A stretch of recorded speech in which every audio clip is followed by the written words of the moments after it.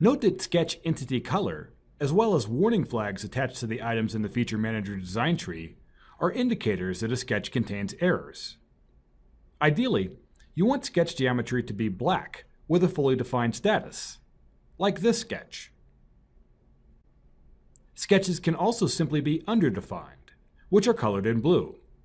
This only means that they require additional dimensions or relations to fully define them. The best indication that a sketch is underdefined is a minus symbol in front of its listing in the Feature Manager. I'll go ahead and edit this sketch to fully define it. A quick method of determining what's required to fully define a sketch is to drag any blue entities. When I drag these, I can see that a radius dimension still needs to be defined for this arc. So I'll undo a few times to return the geometry to its original position, and then add a dimension. With the dimension applied, the sketch turns black and is reported as being fully defined in the status bar.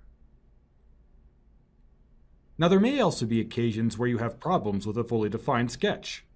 For instance, this sketch has a warning symbol attached to it, but the fact that it has no minus symbol also tells me that it was fully defined before the error. Note that I can either right-click and select What's Wrong to view the warning, or I can simply hover my mouse over the sketch listing. SOLIDWORKS reports that this sketch has relations to geometry that no longer exist. These entities are classified as dangling and will be colored brown in Edit Sketch mode. When I edit the sketch, note the brown arc.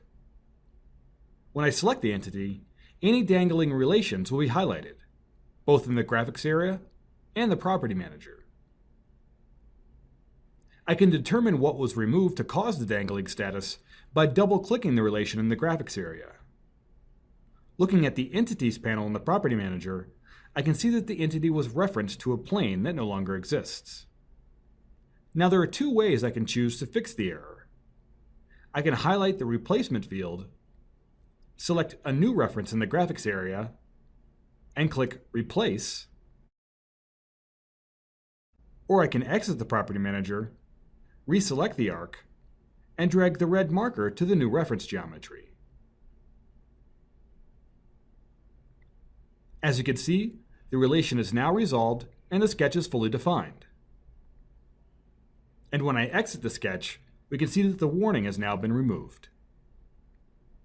So remember, even though you may encounter errors when working with sketches, utilizing sketch color and status warnings can help you to quickly resolve these types of problems.